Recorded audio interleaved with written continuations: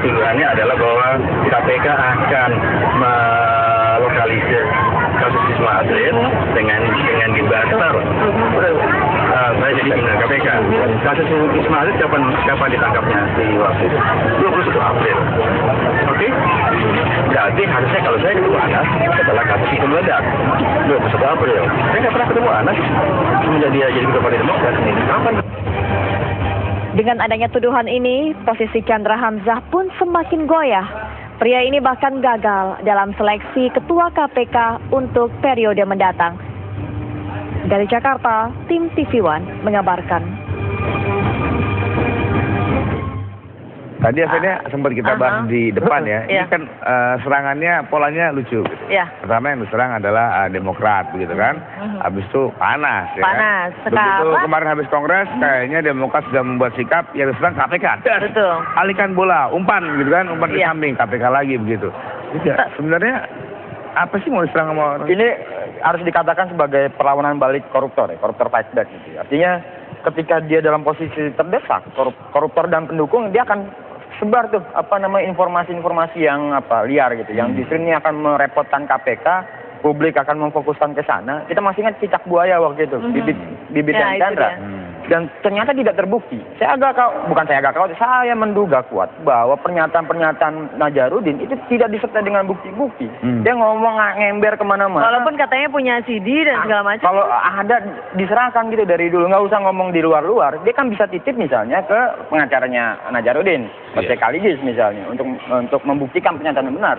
Tapi sampai saat ini, ya dia alay begitu. Jadi ngember kemana-mana, nggak disertai dengan bukti-bukti yang cukup kuat. Bagaimana publik bisa percaya, bagaimana masyarakat juga bisa menduga bahwa apa yang dikatakan dia adalah benar gitu.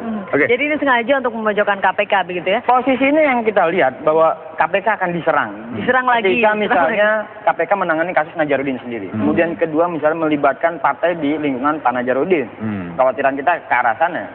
Nah, secara kebetulan juga, Fen, ketika serangan ini muncul kan di saat yang bersamaan sedang ada proses pemilihan ketua KPK, pimpinan KPK, begitu kan? Dan dari yang disebut juga kebetulan juga salah satu calon pimpinan, ya begitu Pak Ade dan juga Pak Chandra dan juga Pak Johan. Dan kebetulan kemarin nggak diloloskan gitu, Pak Iwan. Kenapa nih, Mas? Boleh saya tahu? Mungkin saya ingin tahu sebenarnya apa saja sih menjadi kriteria penilaian ya? Begitu. Jadi gini, ada hal-hal yang sangat normatif yang harus dipenuhi.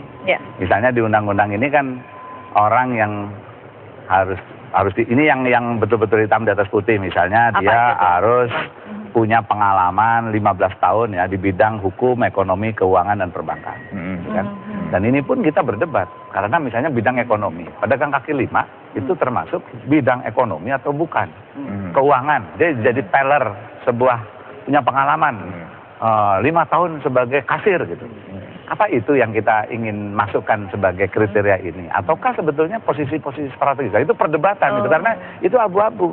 Gitu ya. Nah, itu baru yang seperti ini. Nah, apalagi nanti papernya ada 2. Ya, paper yang kaitannya dengan mengindikasikan tentang kapasitas dia memahami tentang masalah korupsi di Indonesia dengan masalah-masalah paper personal. Sikap dia di dalam menghadapi kasus-kasus tertentu. Gitu. Itu baru yang paper. Belum lagi kaitannya dengan CV dia.